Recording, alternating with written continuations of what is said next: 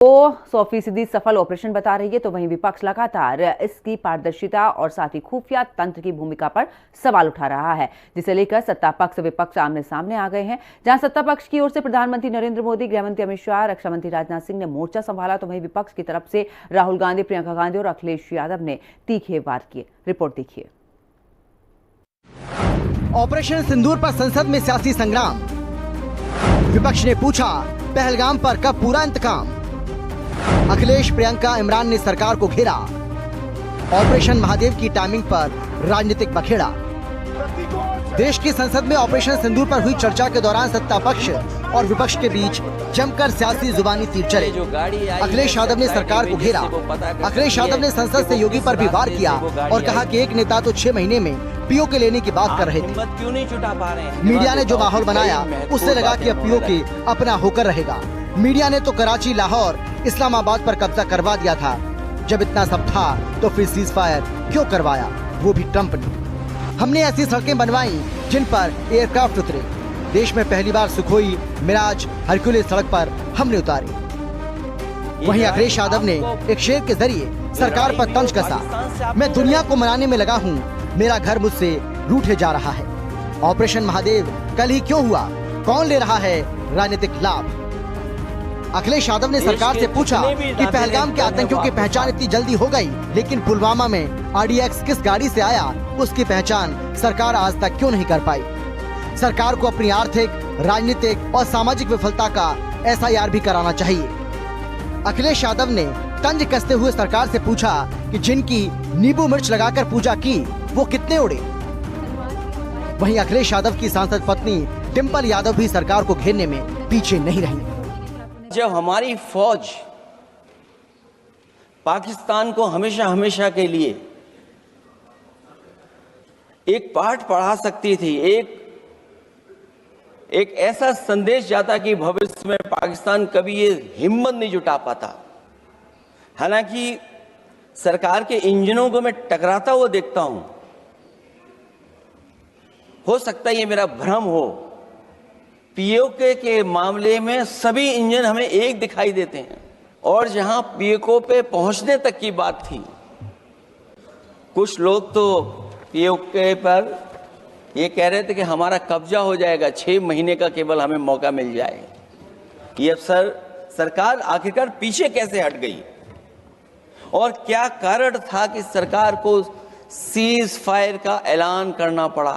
आखिरकार ये घटना क्यों घटी। आखिरकार पहलगाम में बाइसान वैली में जहां हजारों टूरिस्ट रोज जा रहे थे अपने परिवारों के साथ, और मैं पूछना चाहूंगी सरकार से कि अगर आपके परिवार के या हमारे परिवार का कोई भी सदस्य कश्मीर जाता, घाटी में घूमने जाता, तो बिना सिक्योरिटी के क्या आप उन्हें भेज देते? बिना किसी सुरक्षा के आप उन्हें भेज देते? तो क्या एक भारतीय की जान की कोई कीमत नहीं है? कहीं ना कहीं जो यह घटना घटी है, इसके लिए पूरी तरह से यह सरकार जिम्मेदार है, और इसको रिस्पॉन्सिबिलिटी भी लेनी पड़ेगी और अकाउंटेबिलिटी भी सेट करनी पड़ेगी। कि रक्षा विपक्ष ने सरकार की पॉलिसी पर सवाल उठाया। जहां प्रियंका गांधी ने सुरक्षा में चूक का मुद्दा उठाया, तो वहीं इमरान मसूद ने ऑपरेशन महादेव की टाइमिंग पर तीखे सवाल पूछे। चुन चुन कर 26 लोगों को मार डालते हैं।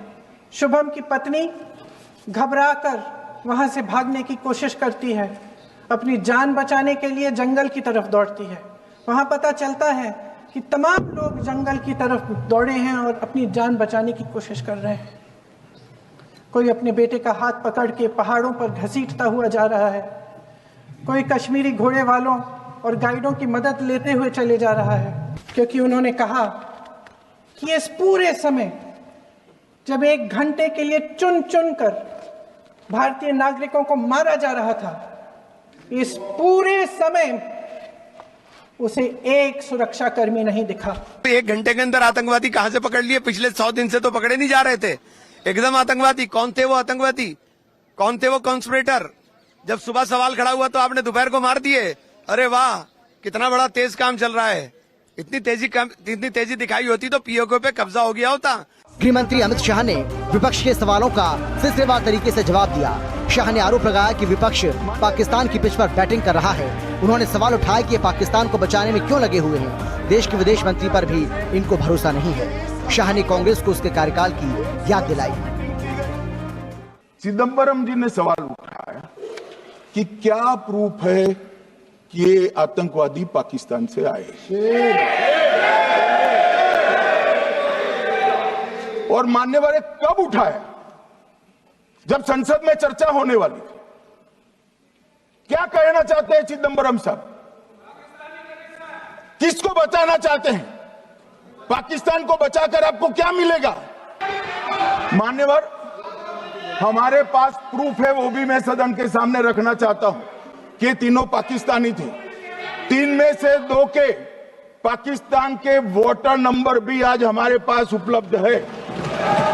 आपको बता दें कि 22 अप्रैल को पहलगाम में हुए आतंकी हमले में 26 लोगों की जान गई थी। इसके जवाब में भारतीय सेना ने ऑपरेशन सिंदूर के तहत पाकिस्तान और पीओके में 9 आतंकी ठिकानों को नष्ट किया।